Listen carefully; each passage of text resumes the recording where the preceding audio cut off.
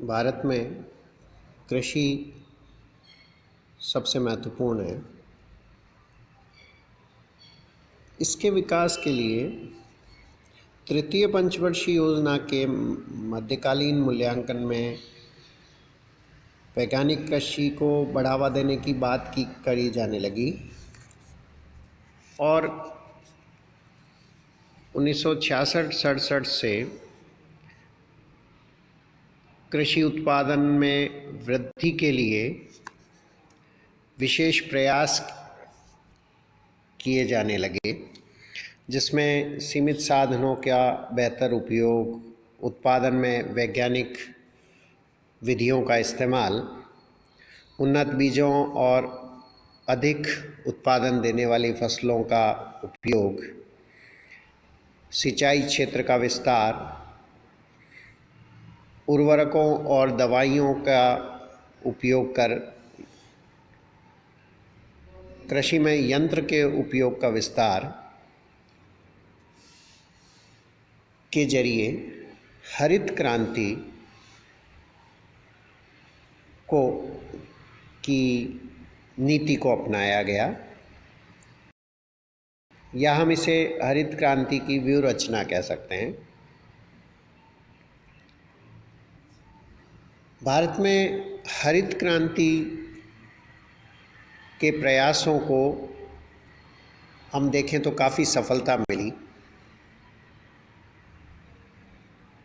हरित क्रांति के कारण देश में पहला खाद्यान्न उत्पादन में तेज़ी से वृद्धि हुई और खाद्यान्नों के मामले में देश में आत्मनिर्भरता की स्थिति आ गई।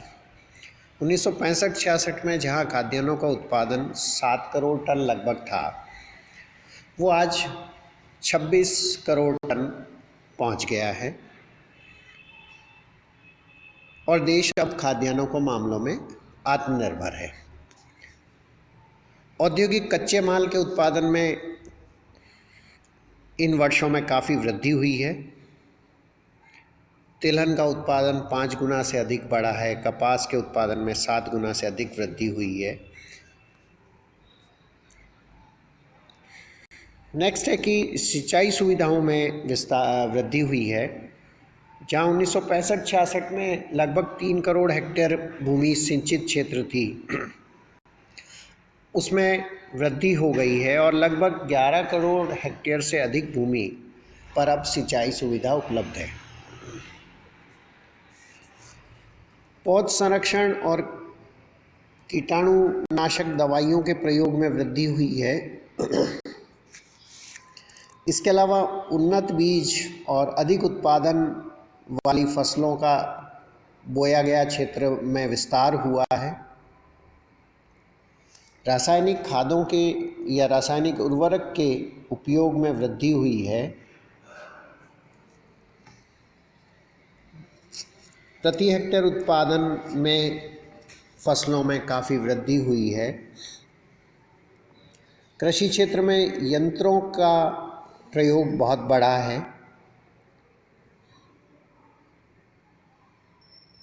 विद्युत पंप सेट, ट्रैक्टर आदि यंत्रों के प्रयोग में काफ़ी वृद्धि हुई है।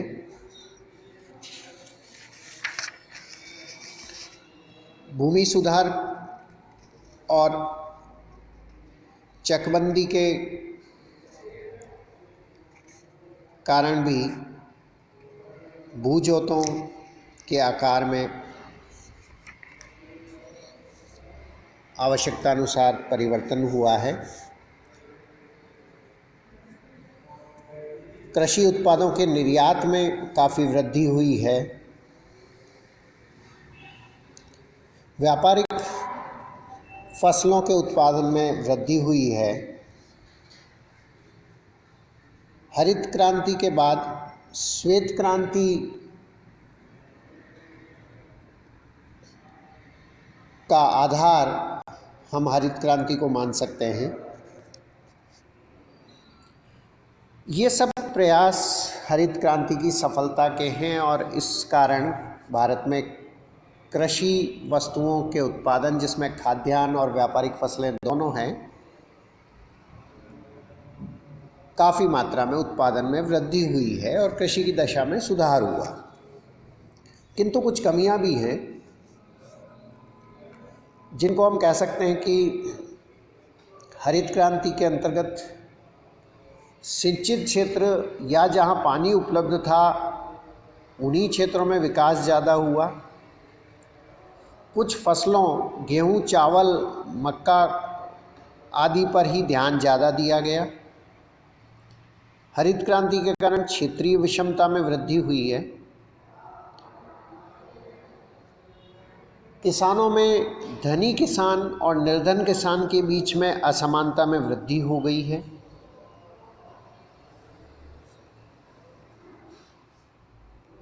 उर्वरकों का अनावश्यक या अधिक मात्रा में प्रयोग होने लगा है, जो कि मिट्टी के लिए हानिकारक हो रहा है या फसलों के लिए हानिकारक हो रहा है।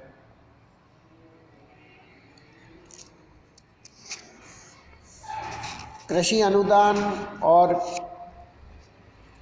इससे संबंधित वस्तुएं, जिसमें उर्वरक कह लें, बीज कह लें, कीटाणुनाशक दवाइयाँ कह लें, इनकी पूर्ति और वितरण में भी अव्यवस्थाएं आई है और सभी को आवश्यकतानुसार लाभ नहीं मिला है। ये कुछ कारण हैं, लेकिन इसके बावजूद हरित क्रांति ने भारतीय कृषि के उत्पादन में वृद्धि की। प्रति हेक्टेयर उत्पादन बढ़ा है, फसलों के उत्पादन की मात्रा बढ़ी है और पहले से काफ़ी बेहतर स्थिति कृषि क्षेत्र की है।